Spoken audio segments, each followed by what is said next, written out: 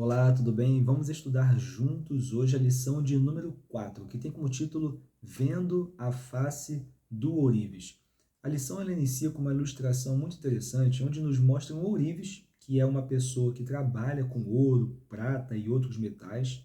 Ele está realizando a purificação de um pedaço de ouro. Então ele coloca esse ouro com outros produtos dentro de um recipiente, em altíssimas temperaturas, para que ele possa ser purificado. As impurezas desse ouro eles possam ali se separar do ouro e permitir que o ouro então ele fique puro. E algumas crianças estão assistindo essa cena de purificação desse ouro. E aí o ourives, ele, em determinado momento, ele retira esse pedaço de ouro do recipiente, dá uma olhada nesse ouro e percebe que ele não está totalmente purificado e recoloca então esse ouro no recipiente novamente para que o processo de purificação ele continue. E aí uma criança, dessas crianças que estavam ali assistindo essa cena, pergunta ao ourives: como que você sabe que esse ouro ele não está purificado, não está puro?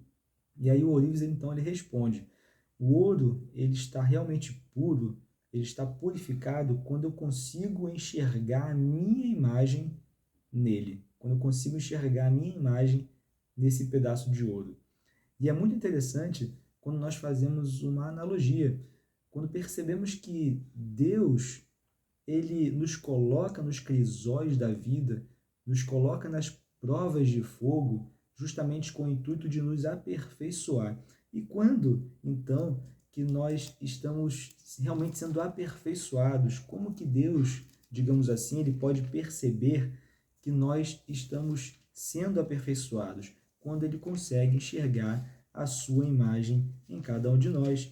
Lembre que em Gênesis 1, verso 27, diz o seguinte: criou Deus, pois, o homem à sua imagem, a imagem de Deus o criou, homem e mulher os criou.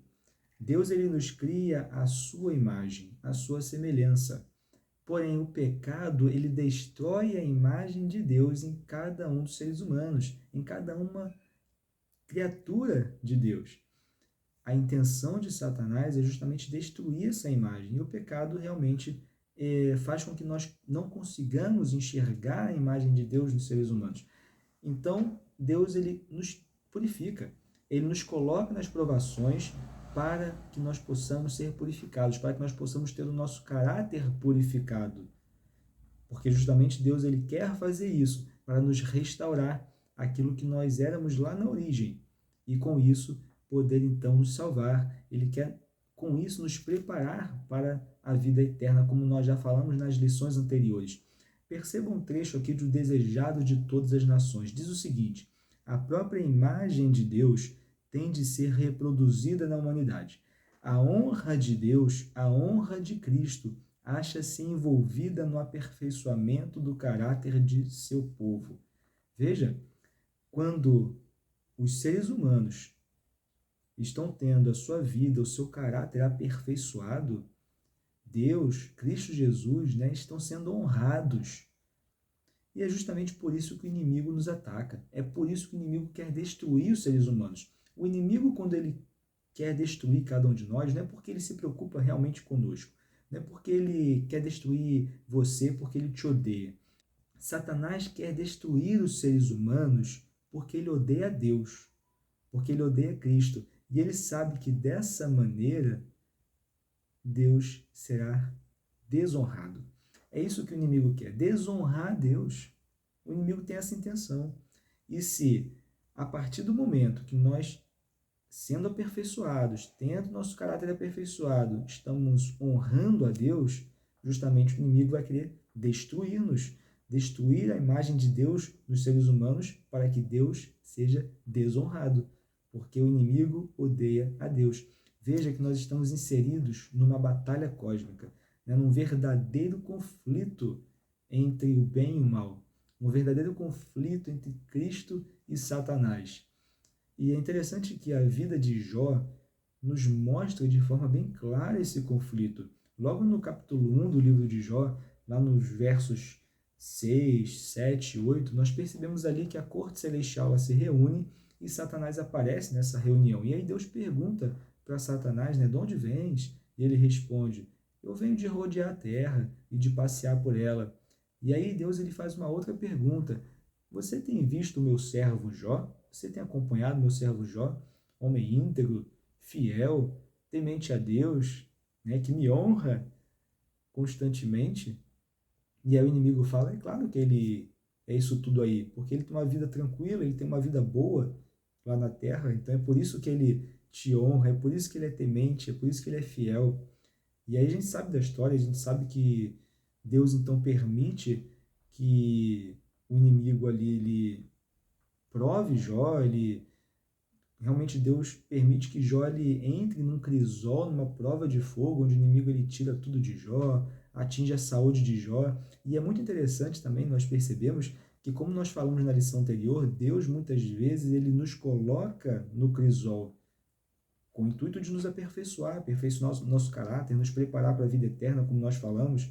E a vida de Jó aqui é muito interessante porque Deus ele permite que Jó ele vá para esse crisol. Deus ele conduz Jó para esse crisol, porque nesse encontro de Deus com Satanás, não é Satanás que fala de Jó primeiro, é Deus que fala de Jó primeiro. Deus que pergunta, tem visto meu servo Jó?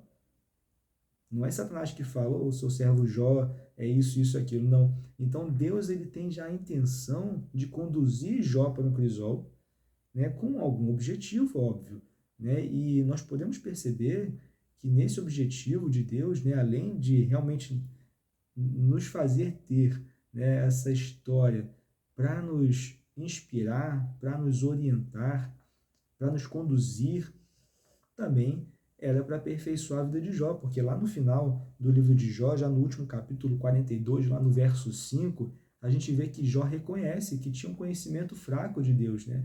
Eu só o conhecia de ouvir, mas agora o conheço verdadeiramente. Jó, então, ele tem a vida transformada. Jó, ele é aperfeiçoado, né? Jó, ele tem o seu caráter moldado. Então, nós podemos perceber, né, pela vida de Jó, esse conflito e como que Deus ele permite, então, esse crisol para aperfeiçoar, para que ele seja honrado. E, é claro, para preparar os seres humanos para a vida eterna. Isso é muito interessante. Lá em Hebreus, capítulo 11, verso 27, falando de Moisés, no momento ali em que Moisés ele confia em Deus e abandona o Egito, diz assim, né? Pela fé, ele abandonou o Egito, não ficando amedrontado com a cólera do rei, antes permaneceu firme como quem vê aquele que é invisível. Perceba Moisés sendo fiel a alguém que é invisível, assim como Jó, sendo fiel a alguém que é invisível, porque nós temos uma batalha que nós não conseguimos enxergar. Nós não conseguimos com os nossos olhos enxergar essa batalha entre o bem e o mal, entre os anjos de Deus e os anjos do inimigo. Mas há essa batalha. Nós precisamos confiar naquele que é invisível aos nossos olhos, ser fiel a ele, assim como Jó foi, assim como Moisés foi. E certamente compreender que Deus ele tem a intenção de nos moldar, de nos restaurar a sua imagem, de nos restaurar aquilo que nós éramos lá no início da criação, né? É claro que tudo aquilo que se quebra, nós queremos restaurar, restaurar justamente aquilo que era o original. Deus ele quer fazer isso com cada um de nós. Ele entende que os seres humanos estão quebrados, estão destruídos pelo pecado, e ele quer nos restaurar. Ele quer nos restaurar a sua imagem. E para fecharmos, então, o resumo dessa semana, a lição também aborda, dentro desse contexto, a parábola das 10 virgens, que está lá em Mateus 25, verso 1 ao 12, e de forma bem resumida, Cristo ele estava ali nos últimos momentos já da sua vida, nos últimos dias, e ele então reuniu os discípulos e contou diversas parábolas, para que eles pudessem ali ter a compreensão de diversos assuntos. Dentre essas parábolas foi a parábola das 10 virgens, onde mostra 10 virgens que representam o povo e esperando o noivo, que representa Jesus. E a gente sabe que das 10 virgens tinham 5 que eram nécias, 5 que eram prudentes, e o noivo estava demorando a aparecer, e todas as 10 entraram no profundo sono. E o noivo, quando aparece, as 10 nécias, elas nas suas lâmpadas, né, já estavam se apagando, não tinha mais óleo, não tinham levado óleo extra para que as lâmpadas pudessem permanecer acesas. Já as 5 prudentes haviam levado óleo, o azeite extra, para manter a sua chama, para manter a sua lâmpada acesa. E a gente sabe que o noivo representa Cristo, né?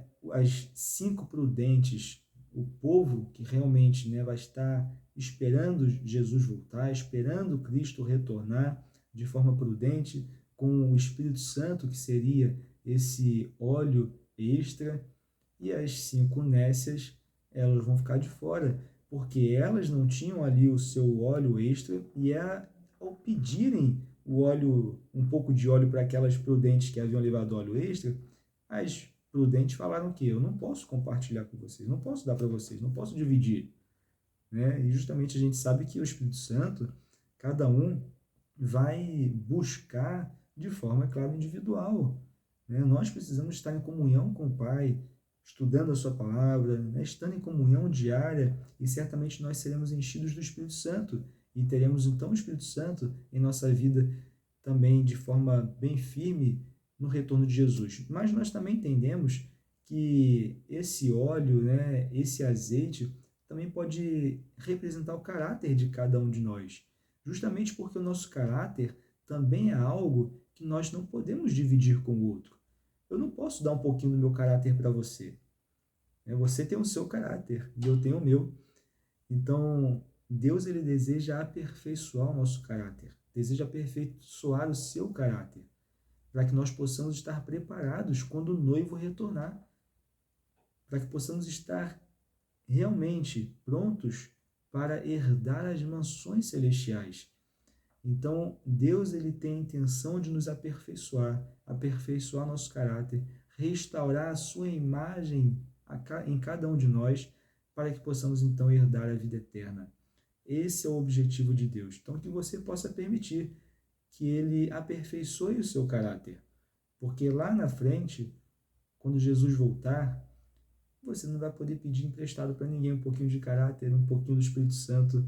Não. Você tem que realmente permitir que Deus te transforme diariamente, para que no retorno de Jesus, então, todos possamos herdar as mansões celestiais. Então, que Deus possa te abençoar. Mais uma vez, foi um grande prazer estar aqui com você. A gente se vê, então, no próximo estudo. Até lá.